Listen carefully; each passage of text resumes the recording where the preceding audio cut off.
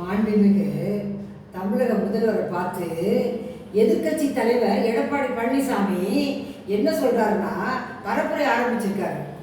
தேர்தல் பிரச்சாரத்துக்காக போய்கொண்டிருக்கிறார். வழியில என்ன சொல்கிறார் என்றால், தமிழக முதல்வருக்கு ஸ்டாலின் அவர்களுக்கு எனக்கு இருக்கிற தைரியம் இருக்கிறதா, எனக்கு இருக்கிற திராணி இருக்கிறதா என்று கேட்கிறார். நான் கேட்கிறேன், உங்களுக்கு கொஞ்சமாவது வெக்கம், மானம், சூடு, சொரணை ஏதாவது இருக்கா? நீங்க எப்படி இப்படியெல்லாம் பேசுறீங்க? உங்க முதுகு கொஞ்சம் திரும்பி பாருங்க.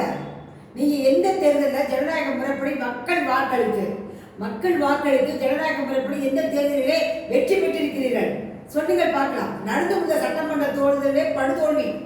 2021 நடந்து முடிந்த சட்டமன்ற தேர்தலிலே படுதோல்வி.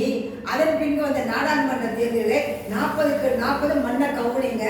இடைத்தேர்தலில் ஒரு தொகுதியிலாவது ஒரு வேட்பாளரையாவது நிறுத்துவதற்கு உங்களுக்கு திராணி இருக்கா, டம்பு இருக்கா, கட்ஸ் இருக்கா, இன்ஃப்ளூயன்ஸ் இருக்கா, வெக்கமான சொன்ன இருக்கா? வெற்றி பெற்றவரை பார்த்து வெற்றியை குவித்துக் கொண்டிருக்கிறார் தமிழக முதல்வர் மு.க. ஸ்டாலின், முத்துவேல் கருணாநிதி ஸ்டாலின் அவர்கள் வெற்றி குவித்துக் கொண்டிருக்கிறார். தோத்து போன நீங்க அவரை பார்த்து கேள்வி கிண்டல் பண்ணீங்களா? மக்கள் கொடுத்த பெட்டி சட்டா பொட்டியில போட்டு வச்சிருக்கிறீங்களா? சாவி தொலைச்சி போச்சான்னு கேட்குறீங்க. நாங்களே பெட்டியில வச்சிருக்கிறோம். எப்பனாலும் எடுத்து பார்த்து மக்களுக்கு நலத்திட்டங்களை செய்ய தயாராக இருக்கிறோம். இரவு பகல் என்று பாராமல் குடும்பமே உழைத்துக் கொண்டிருக்கிறது. குடும்ப ஆட்சி, வாரிசாட்சி என்று சொல்கிறீர்களே. இரவு பகல் என்று பாராமல், மழை வெயில் என்று பாராமல் குடும்ப மெம்பர்ஷிப் அத்தனை பேரும், ஃபேமிலி மெம்பர்ஷிப் அத்தனை பேரும் ஆளுக்கு ஒரு பதவியை வைத்துக் கொண்டு உழைத்துக் கொண்டிருக்கிறார்கள். அவரை பார்த்து நீங்க கேட்கிறீங்களா?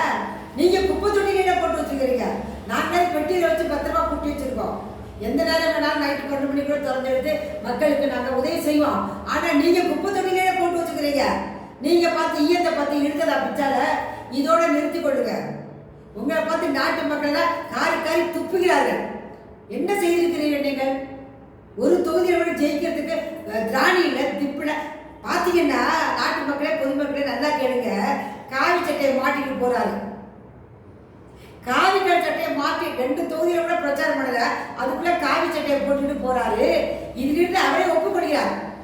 இப்ப நடக்க போற 2026 நடக்க போற சட்டமன்ற தேர்தலிலே யாருக்கு போட்டி தெரியுமா? திராவிட முன்னேற்ற கழகத்திற்கும் பாஜகவுக்கும் தான் போட்டி. பாஜகவுக்கு அடிமையாகி விட்டார். அதை இவரே ஒப்புக்கொள்ளும் விதமாக காவி சட்டையை போட்டுக் கொடுத்திருக்கிற நாட்டு மக்களே, நீங்களே இதுக்கு பதில் சொல்லுங்கள்.